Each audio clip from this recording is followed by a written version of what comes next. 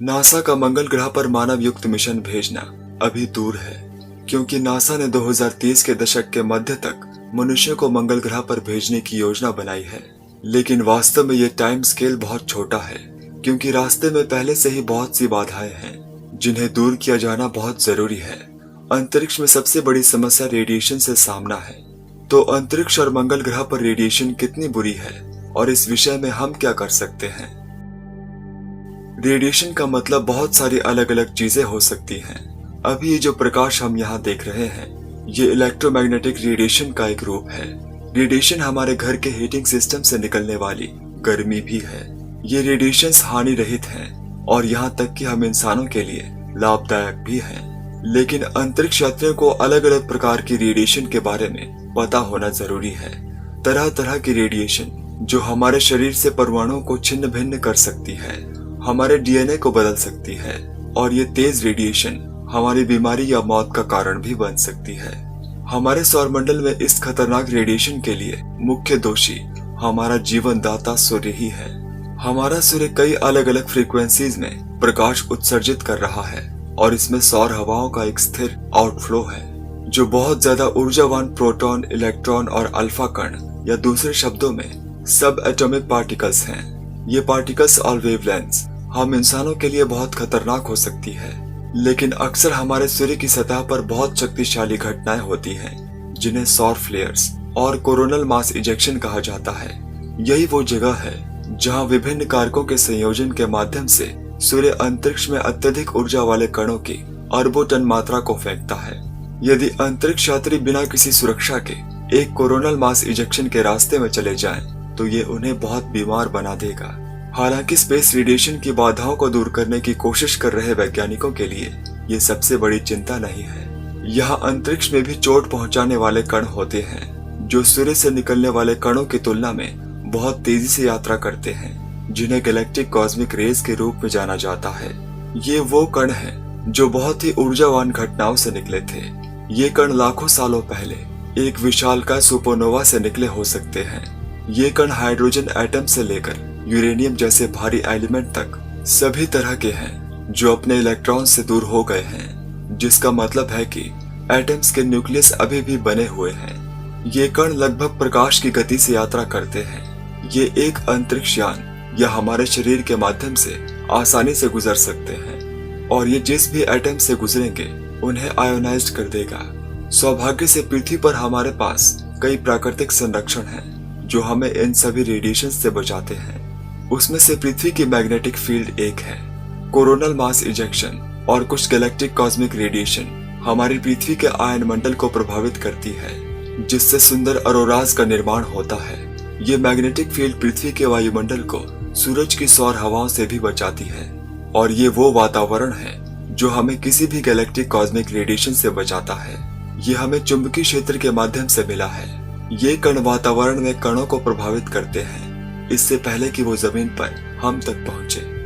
तो वैज्ञानिकों को पृथ्वी के मैग्नेटोस्फीयर और वायुमंडल के बाहर भविष्य के अंतरिक्ष यात्रियों की सुरक्षा की उम्मीद कैसे है, दूर करने के लिए सबसे पहली बाधा जो आने वाली है वो मंगल ग्रह की यात्रा है। अंतरिक्ष यात्रियों को पृथ्वी से मंगल ग्रह पर जाने के लिए वास्तविक रूप से कम 100 दिनों की आवश्यकता होगी, जिसका अर्थ है कि अंतरिक्ष यात्री उस लंबे समय तक स्पेस रेडिएशन का सामना करेंगे। सौभाग्य से सौर फ्लेयर्स और कोरोनल मास इजेक्शन के कणों से लगभग सभी अंतरिक्ष यात्री स्पेसक्राफ्ट में सुरक्षित हो सकते हैं। हालांकि हाई एनर्जी वेव्स और गैलेक्टिक कॉस्मिक रेडिएशन एक अंतरिक्ष यान की दीवारों से होकर भी गुजर सकती है। मंगल ग्रह पर हाल ही के रोवर मिशनों ने मेजर किया है कि एक अंतरिक्ष यात्री कितनी रेडिएशन को अवशोषित करेगा। ये लगभग 0.66 सीवेट या हर 4 से 5 दिनों में एक बार फुल बॉडी कैट स्कैन करने के बराबर है। इसकी तुलना में पृथ्वी पर हम समय की इसी अवधि के दौरान 0.0025 सीवेट को अवशोषित करने की उम्मीद कर सकते हैं। वह चीज जो वास्तव में रेडिएशन को अंतरिक्ष यात्रियों के पास पहुंचने से रोक सकती है वो है स्पेसक्राफ्ट में मास इंक्रीज करना। हालांकि केवल अंतरिक्ष यान की दीवारों में अधिक वजन जोड़ने से ये लॉन्च बहुत महंगा हो जाएगा।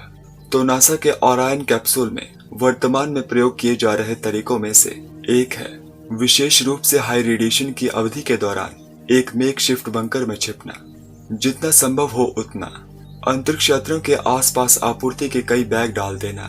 दिलचस्प बात यह है कि गैलेक्टिक कॉस्मिक रेडिएशन से बचाव के लिए सबसे अच्छा एलिमेंट हाइड्रोजन है। इसलिए वैज्ञानिक स्पेसक्राफ्ट की दीवारों में पानी के भंडारण के विचार के साथ भी प्रयोग कर रहे हैं। वर्तमान में एक और विधि की जांच की जा रही है जो मंगल ग्रह की सतह पर भी उपयोगी होगी, जिसमें hydrogenated boron nitride nano tube के साथ स्पेस सूट बने होंगे। ये पदार्थ बहुत मजबूत है, लेकिन इसमें हाइड्रोजन परमाणु भी हैं, जो अंतरिक्ष यात्रियों को रेडिएशन से बचा सकता है। इस मटेरियल का उपयोग अंतरिक्ष यान की संरचना बनाने के लिए भी किया जा सकता है, क्योंकि ये बहुत उच्च तापमान को भी संभाल सकता है। लेकिन पुष्टि करने के लिए अभी और परीक्षण किए जाने की आवश्यकता है। वर्तमान में प्रयोग किया जा रहा अंतिम विकल्प अंतरिक्ष यान के भीतर एक फोर्स फील्ड का निर्माण करना है, जो पृथ्वी के मैग्नेटोस्फीयर की थोड़ी नकल की तरह है। हालांकि जब इस तरह का कुछ बनाया जा सकता है तो ये फिलहाल अभी के लिए एनर्जी एफिशिएंट तो नहीं हो सकता, लेकिन शायद 2030 के दशक तक टेक्नोलॉजी एक वास्तविक संभावना बनने के लिए पर्याप्त रूप से उन्नत होगी। तो चलिए मान लेते हैं कि 2030 के दशक में अंतरिक्ष यात्री ग्रह पर उतर चुके हैं। क्या रेडिएशन की स्थिति उनके लिए बेहतर होगी? थोड़ी सी, लेकिन पृथ्वी की तरह तो बिल्कुल भी नहीं। मंगल ग्रह का वातावरण बहुत पतला है, जिसका अर्थ है कि सतह पर सुरक्षा बहुत कम है। हालांकि इस ग्रह पर जितनी कम ऊंचाई पर अंतरिक्ष यात्री जाएंगे, सुरक्षित रहने की संभावना उतनी ज्यादा होगी। अनुमान के अनुसार मंगल ग्रह पर रेडिएशन का जोखिम 0.64 मिलीसीवेट है, जो नासा की एक्सेप्टेबल रेडिएशन लिमिट के ठीक ऊपर है। हालांकि योजना सिर्फ अंतरिक्ष यात्रियों को सतह पर भेजने की नहीं है। एक विचार यह है कि मंगल ग्रह के शुरुआती मिशनों में ग्रह पर मार्शियन रेगोलिथ और 3D प्रिंटिंग का उपयोग करके एक बेस बनाया जा सकता है। मंगल ग्रह पर इस तरह के समाधान करने से भविष्य में रेडिएशन से सुरक्षा होगी, विशेष रूप से खतरनाक कोरोनल मास इजेक्शन से। यदि एक कोरोनल मास इजेक्शन मंगल ग्रह की ओर आता है तो अंतरिक्ष यान का निरीक्षण करने वाले नासा के बेड़े में अंतरिक्ष यात्रियों को निवास स्थान के बाहर चेतावनी दी जा सकती है, ताकि वे पर्याप्त समय के रहते अंदर चले जाएं। शायद हमारे पास करने के लिए बहुत अधिक परीक्षण है। ऐसा लगता है कि स्पेस रेडिएशन के संबंध में कुछ समाधान हैं जो किए जा सकते हैं। उन सभी के साथ हो सकता है कि स्पेस रेडिएशन के स्तर को कम किया जा सके और पृथ्वी के मैग्नेटोस्फीयर के बाहर लंबे समय तक ह्यूमन एक्सप्लोरेशन को अनुमति दी जा सके। आपको क्या लगता है कि मानव जाति कभी स्पेस रेडिएशन पर विजय पा सकेगी? और मानव जाति की इस सौरमंडल को कॉलोनाइज करने की कितनी संभावनाएं हैं? क्या ये सब एक सपना है?